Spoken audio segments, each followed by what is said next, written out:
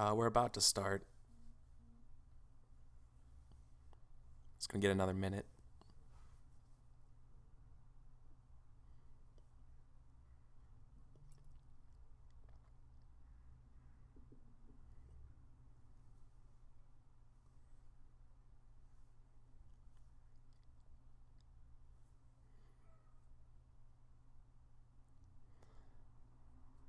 Okay, I think we're good now. So, uh, first, thanks everyone to for coming out today and checking out Microscope. And if you ever saw me in chat in like Adam's chat or whatever, I'm almost always talking about it. So I'm so happy to share my love for Microscope with you guys today. So let's say the world was ending and it's the robot apocalypse. They're destroying every RPG ever made. Perhaps robots hate 5th edition D&D, and they're on a rampage, and everyone's trying to leave to through like a Stargate or whatever, and I only have time to bring one RPG with me. I would bring Ben Robbins' Microscope. And I want to explain why, because I love it so much. So, WTF is Microscope? Well, from the very front cover of the book, its author, Ben Robbins, describes it as a fractal role-playing game of epic histories. And that's a very succinct, eloquent way of putting it, but also doesn't really tell you much if you don't really know what it's about. So basically, us as players, like the people sitting at the table or in an online room, we're going to take turns sharing creative control in taking a history from point A to point B. It's about finding out the how you get from point A to point B. It's a very, very interesting game because we're going to be defying chronological order as we do it. We're not beholden to doing things in a linear fashion. We can always jump back in the past or fast forward to the future, and we can drill down as far as we want into whatever certain thing that interests us in that path. That's where the fractal part comes in. And perhaps the most unusual part of this game is that us as players, we don't have characters.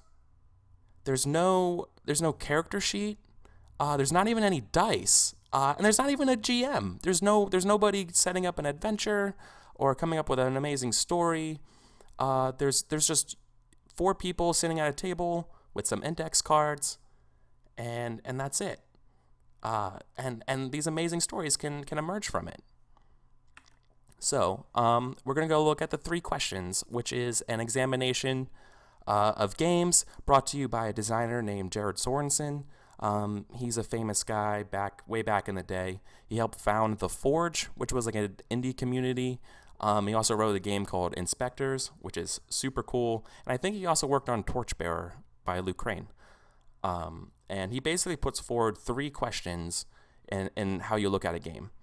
And the first question is, what is the game's design goal? Like, what are you trying to get out of the game? The second question is, how does the game go about doing that? Doing what they say they do in the first question? And then the third question is, what sort of reward structures or incentives exist to make sure a player acts or behaves in a way that's in the direction of the design goal? So, with that in mind, this is kind of how Microscope does all these things.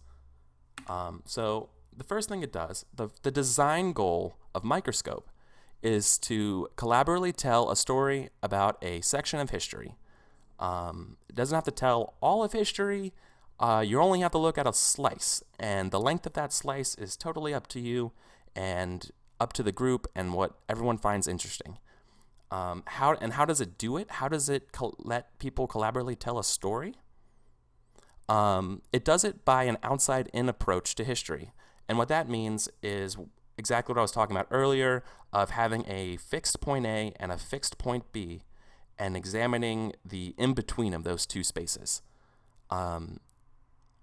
By setting those hard boundaries of this point A and point B, you kind of open the floodgates for players. You open the floodgates for players to have immense creative authority within the bounded scope of that game. It is perhaps one of the scariest things to realize as a player of this game is just how much control you have over the story. It's fascinating. And so let's look at the third question now. What sort of reward structures exist to encourage the player to tell a story about a section of history? And Microscope does a few things about this. First off, when it's your turn in Microscope, you have no choice. It forces you, as the game rules say, it forces you to take control and make a creative decision on your own. So you can't like poll and make a consensus from your group, because that just kind of leads to tropes. But you have to share whatever you think is appropriate. It is very daunting to basically have full creative control. But you only have to have creative control when it's your turn. The game fosters this sort of independence and interdependence in a few ways.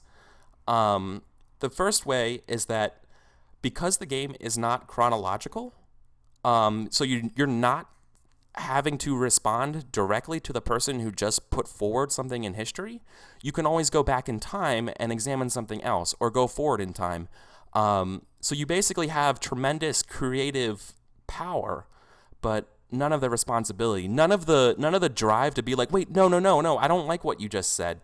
I don't like that at all. Can we go back? That you don't have that, and you don't need it in this type of game, because you can always go back in time and examine something that perhaps didn't get enough light.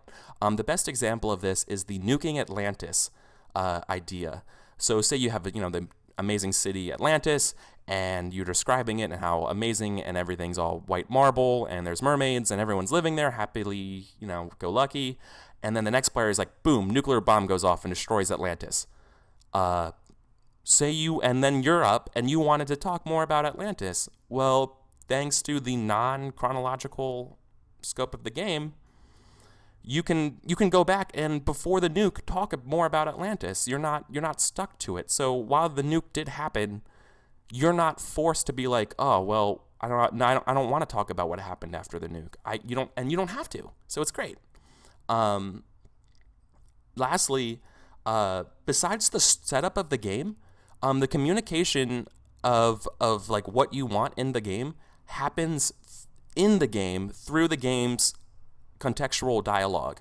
What I mean by that is, so when you put forward something in history, for example, you put forward a period of time, you get to describe what goes on in that period of time in a way. For example, if you wanted to describe what the Renaissance was, you would say, well, it's kind of a period in history where there's a lot of people coming up with like various knowledge and art, and culture was just getting redefined every day. You get to describe what it is about. That is how you communicate your ideas through the in-game dialogue. And then not just that, but then you get to talk about the tone of the Renaissance, or the tone of whatever you're putting forward. That's through either making it light or dark. It's totally subjective to you, but it's how you feel about the fiction. It's very liberating. So the game is very like loosey-goosey in terms of how it sets up reward structures, but it kind of like just creates enough space that the game sort of just can bounce around. It provides enough space for you to tell the story that you want to tell without stepping on anyone's toes or being forced into doing something that you didn't want to do. So it's a very, very well-made game. So let's examine the core gameplay of Microscope now. So, the point of Microscope, we're collaboratively making history.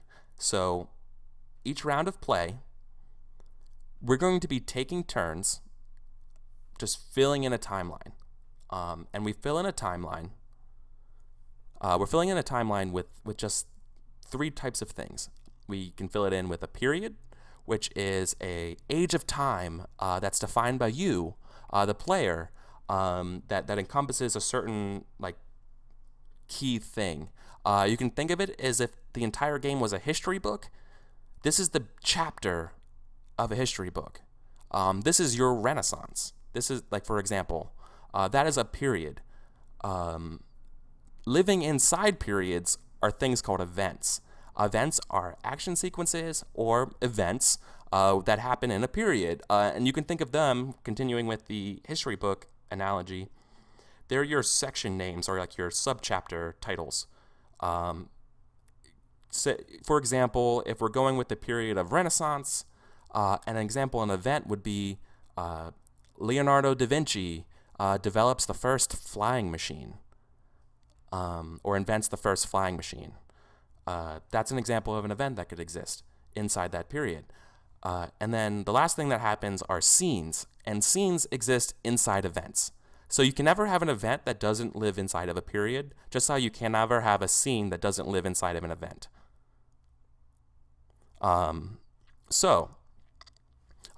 Continuing with the example of the Renaissance and Leonardo da Vinci, a scene that can live inside the Leonardo invents the first flying machine, you can ask the question, what happens when Leonardo takes his flying machine for his first ever real test by leaping off the Sistine Chapel with it, and go and explore what could happen. A scene always answers a question that gets made, and sometimes you don't know the answer, and you just kind of see what happens. It's pretty crazy. And one more thing, everything that's added to whatever you add to the history always has a light or dark tone, and it's subjective. Scenes where a lot of people are working together, well, that could be, you just come up with a consensus as a group. So a little bit more about how you insert stuff into history in the core part of the game. Players are free to insert periods, events, and scenes anywhere in the timeline, with the timeline being defined as the beginning and ending period. So anything to the right of the beginning period and anything to the left of the ending period is fine. You can drop events and scenes in the beginning and ending periods. And there's no limit to the types of periods or events and scenes, like the number of them you want to add. You can always drill down. That's the point of it being a fractal game. You can always just look as much as you want into a particular topic that's interesting to you. All right, so now let's take a step back and let's talk about the setup of the game. Because just how I was talking about earlier, how the game kind of prevents table talking consensus making while you're playing, that's because it gets a lot of it out of the way at the start in the setup. So the first thing you do when you want to play Microscope is you have everyone sitting down together at the table, and you're like, okay, now what? The first thing to do is develop the big picture. The big picture is anything you want it to be, as long as it's some account of time and there's something kind of going on. You just have to express it in a single sentence. An example could be humanity develops faster than light travel and goes to the stars. Some other ones I have listed here are games that I've actually played. One was a sword and sorcery game. Another one was a post-apocalyptic Oregon Trail. Another one I did was a colonization attempt of another planet. It kind of felt like Dune. And then I played one that was more intimate in scope. I played a game about high school, in high school years. I played this one on TeamSpeak with a few of the Mass Squad members, and it was just about a group of friends growing up in middle America, going to high school in like the late 90s, and it was awesome. Microscope allows you to tell any of these stories. It's fascinating that it's just the framework can support any type of story you want to tell. So just once you have, back to the setup, once you have that big picture, once you have that sentence written down somewhere, you develop your bookends of history. Since history starts with the bookends as periods, you just create those two periods. You do it collaboratively, and you just write a brief description and tone for each of them. You don't really have to explain that much if you don't want to. It's it's totally up to you. If you all you have to do is just have enough to begin play. Just a general idea of how you want to make the game begin.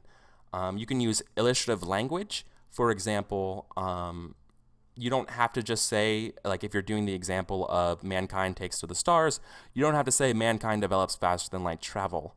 You can kind of leave a vague sort of like marketing-ish, like Dungeon World Move kind of name, and then fill it in a little bit later. Like it's okay to leave things vague at this start. So anyways, you also don't have to start with the beginning and then go to the end. You can start with the end and then go to the beginning, if that helps. You could also just start with figuring out if you want the beginning to be light or dark in terms of its tone and mood, and then kind of develop that way as well. Anything like that works.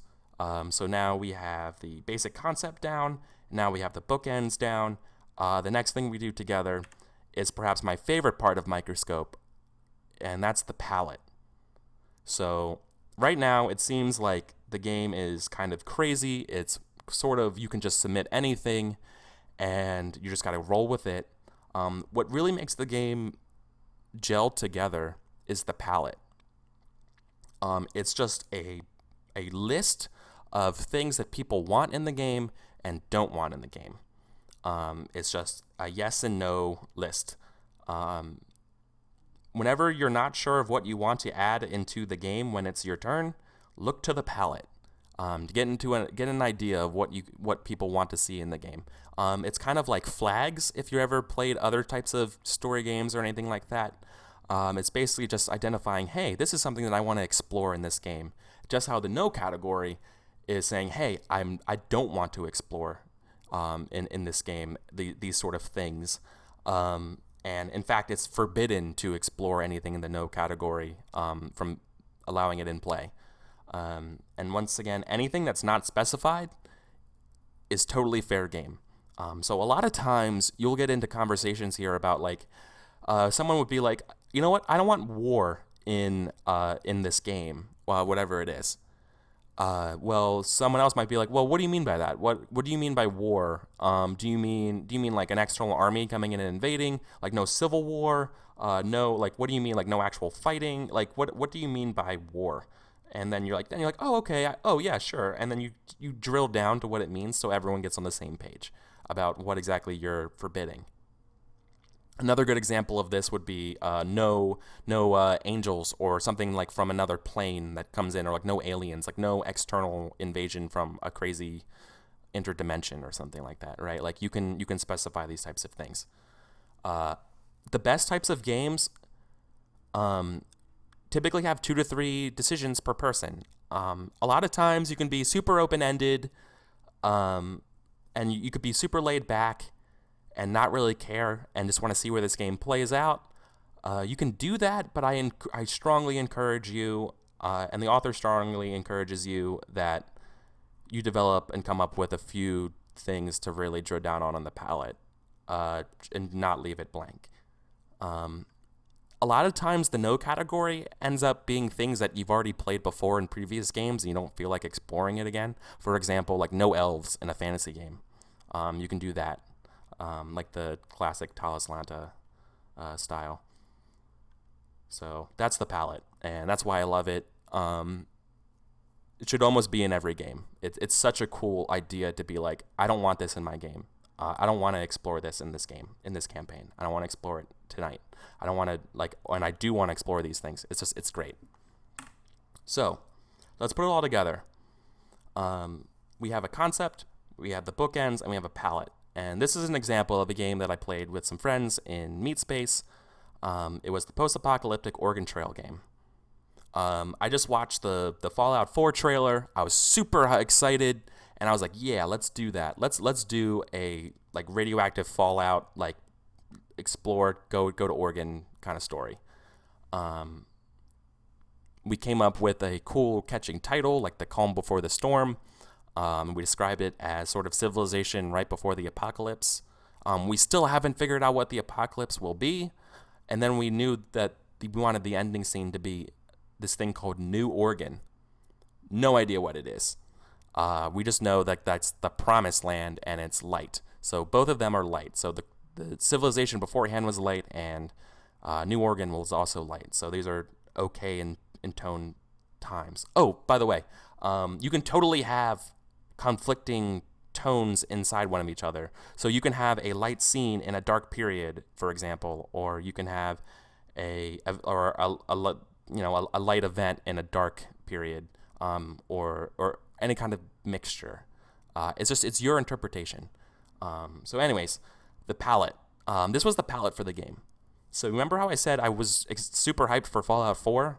Well, another friend of mine I was playing with was super hyped because he was reading about Pacific Rim and needed giant monsters. Like, he's like, I'm feeling giant monsters. And so that was in the game. Another new player, this was her very first experience with role-playing games, wanted zombies. So now we have giant monsters and zombies. And another player mentioned that they don't want to see torture, that they hate torture. So torture was strike off, as stricken out as well. So then we moved to back to me. I wanted to see cool landmarks. Another player wanted to see forests, like national forests. We didn't want to see a scarcity of food. And then we already have giant monsters and zombies. Someone else mentioned necromancy, and we just went with it. So like we came up with all of these crazy things. I'm not going to continue. It seems kind of boring just reading whatever's here. But like we just continued going around and around, giving 2 or 3 suggestions, and all of a sudden we have this crazy palette. We have no idea where this game's going at this point. And you know what? That's one of the best parts about Microscope is, like a Lovecraftian character, you just have to embrace the I don't know, the unknown, and what other people's brains are thinking of, and just run with it. It's very much like an improvisational kind of mindset. It's scary to get into at first because you have to give up some control of your own like ideas. But I'll get to this much later. So after we make that concept and the bookends and the palette, everyone goes around creating the very first like periods and events. So no scenes, and this is called the first pass. The first pass, it sort of starts to telegraph what each person's ideas are about the game. The game begins to congeal at this point with the first pass. The important part is that there's no scenes yet. You're still laying out the framework. So after this first pass, you start with after this first pass, you create what's called the focus, and that's done by a player who's called the lens. Microscope terms. The focus is pretty interesting, and this power of the focus will rotate along with the lens as you play. So while there's no GM in the game, there is a certain person that has a special power, and that's the person with the lens. It just gets shared among the group. So the lens's special power is that on their turn, instead of creating just a one period, one event, or one scene, they can create a nested period event or nested event scene on his or her turn. And when it's their turn again, so like it goes around the table and comes back to them, they also have the chance to do that nested power again. They don't have to. I've seen it happen whichever way. It's really interesting because you can really drill down into whatever you want. So let's go back to the focus and how what the lens does with the focus. So the focus is sort of it's sort of like the landmark that helps orientate what kind of stuff will be included in a round of play. It can either be broad or narrow. It could be something like a general theme, like betrayal, religion, political upheaval, or it could be narrow. It could be, for example, from my Oregon Trail, like Fallout 4 game, the first focus was the last presidency of the United States, which happened to be Elizabeth Warren, who was like a crazy liberal senator. So like it was like that was established now. That's a fact of the game. We play with it. It's crazy. And so a broad foci, allows for more horizontal boards, so an event that can take place over many different periods of time, while a more narrow foci allows for you to really drill down into a single period with a bunch of series of events, or maybe like one or two periods, and get like a more tall board. Your game can shift between whichever you feel like doing. It's very subjective. And it's fun because you can make up something and establish something about the world with your foci, and everyone else has to respond to it in a way. So when you're looking at a palette, a bookends of history, and a concept, that single game, like if you copied and pasted those ingredients, and just all you did was change the foci for a game of Microscope, you would have a radically different game. There are so many different combinations and permutations of content in a Microscope game based on whatever you put forward, is that the game is just almost infinitely replayable. So, what happens after the focus? There's the legacy turn.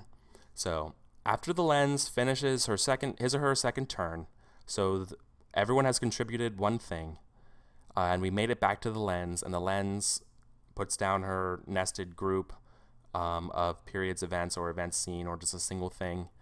The person who would be furthest away from adopting the mantle of lens is the one who does the legacy turn. So this would be, I think, the person to the right of if you're sitting at a table, the person to the right of the lens. They get to create a legacy. And the legacy is just something that came up in play. It doesn't have to be related to the focus. It's just some sort of fact or some sort of little modicum of an idea that came up in play that you get to create a event or scene about. So stressing, it doesn't have to be related to the focus. And if you're not the first legacy person, you can use another person's legacy that happened beforehand. You just have a list of the previous legacies, and you can go back as sort of like a reprise on a previous legacy to just explore. The only stipulation is that you still must create a legacy as well. So if you're the second legacy, you must create a legacy, but you don't have to make a legacy period, event, or scene based on what you create. You can go back and use the first person's legacy. So this is what the game looks like. That's it. This is literally the game. Yeah, this will definitely be a VOD, by the way. This will be on YouTube later. So this is the review of the entire game. This is how the game works. You start with the setup of play. The group establishes the high concept. You create your beginning and ending periods to establish if they're light or dark. And as a group, you also generate a palette.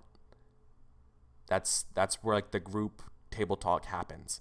And then everyone individually creates your period or event in the first pass. That's your setup of play. Now the rest of the game will be regarding the rotation of the lens character and changing focuses and legacies. Like it's this simple. This is the game. It's not a crazy flowchart like Burning Wheel or like Dungeon World or anything. This is it. It's very linear, and you just repeat as necessary. It's beautiful. My favorite part, and something I haven't talked about yet, is the very last thing you do in gameplay. Is that after you did the legacy, you take a break. You can get up for 5 minutes, just discuss if we're liking the game, if everything's working right. It's a time to break down the communication barriers when you're playing and just make sure that we're all having a good time.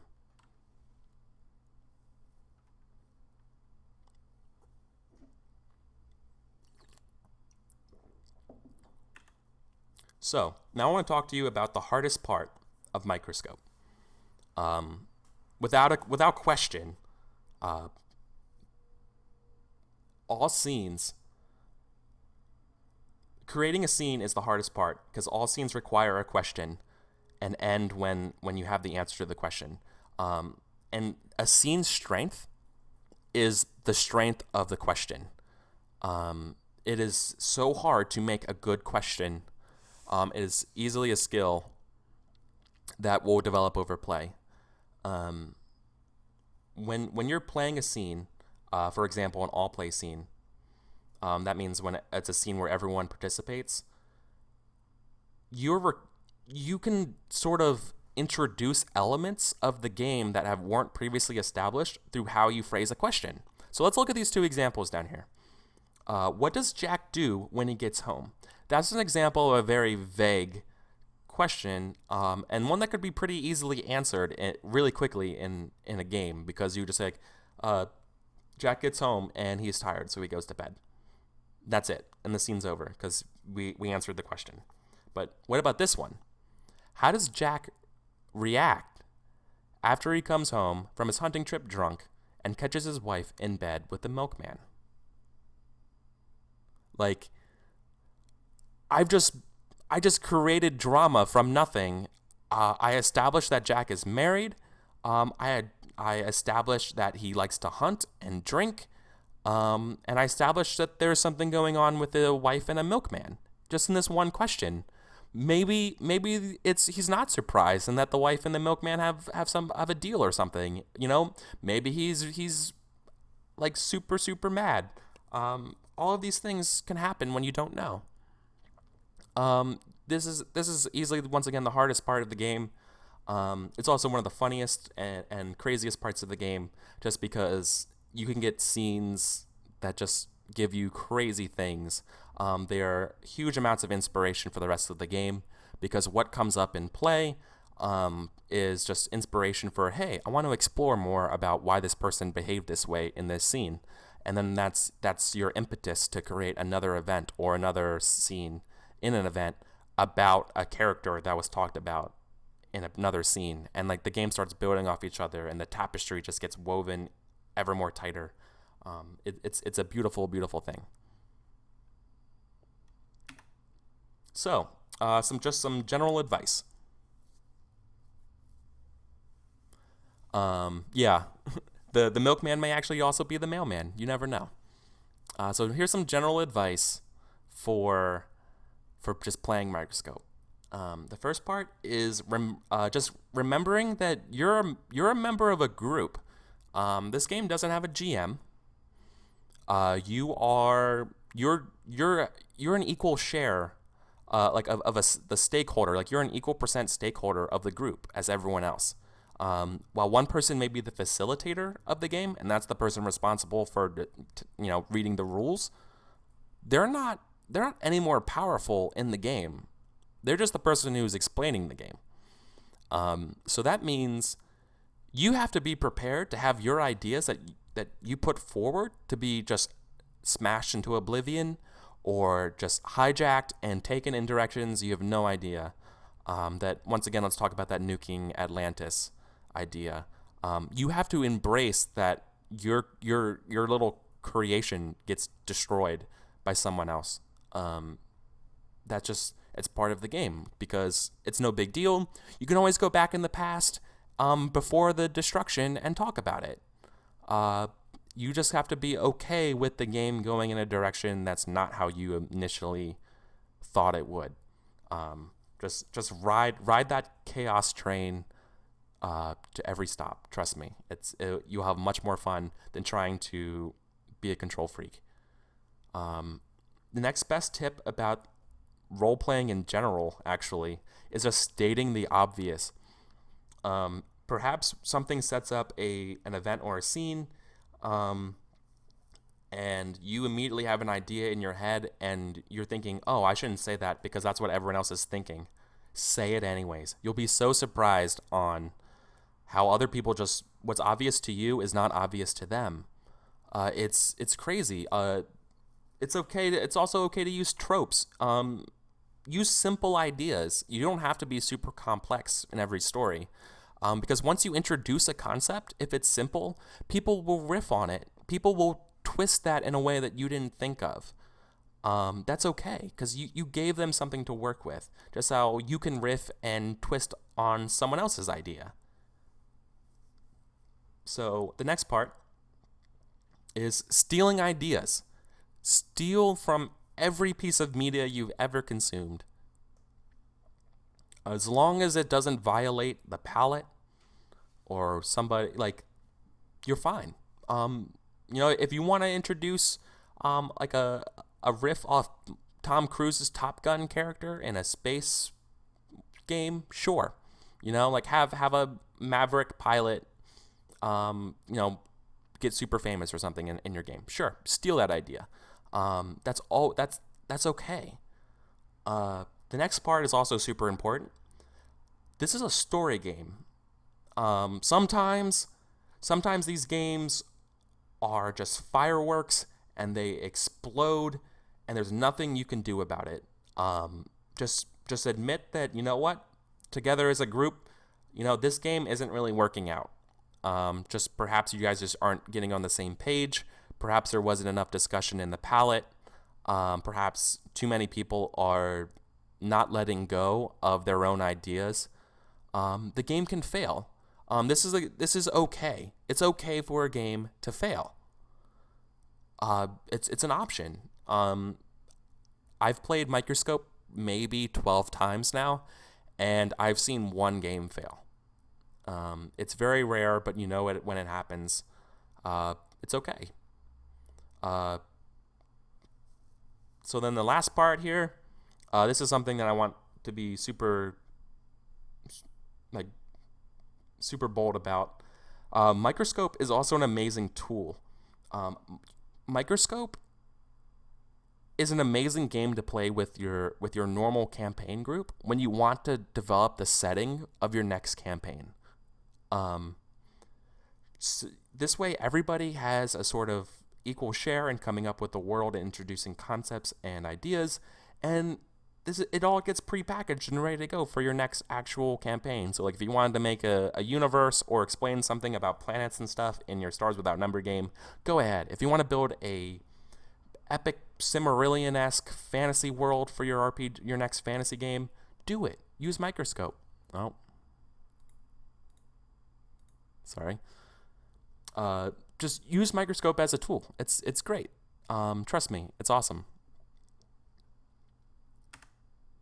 So, if you want to see Microscope in action, go to meetup.com. Look to see if there's a local story game meetup around you. Go to it. Everyone at those meetups are super nice and friendly.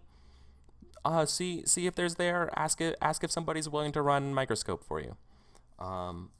You can read Microscope and purchase it online at Ben's store at lamemage.com/store. Pick it up. I think it's about $10. Learn it and play with your friends. Or if you just want to watch it be played, watch me on Once Upon a Game, which is a new story game show where I'll be playing Microscope and a bunch of other story games live after Mirror Shades and Swansong on my Twitch channel. So Mondays and Wednesdays at 9 p.m. Pacific time. If that's too late for you, because I know a lot of people are in Europe or East Coast, cool. I will have the VODs on YouTube to watch it played. Just be excited. It's a super fun game. So thank you very much. Oh, what's Swan Song? Yeah, all the roleplay shows on ItMeJP. So thanks a lot, everybody. I think that's about it. I know that you guys probably have a lot of questions or concerns or anything like that. I'm going to have a link set up and sharing later about a question and an answer on Adam's subreddit. I'll also shout out to Ben Robbins, who will also be around to answer any types of questions you have about the game, because Ben Robbins is super cool. So thanks a lot, everyone. Yeah, go play Microscope. So thanks a lot.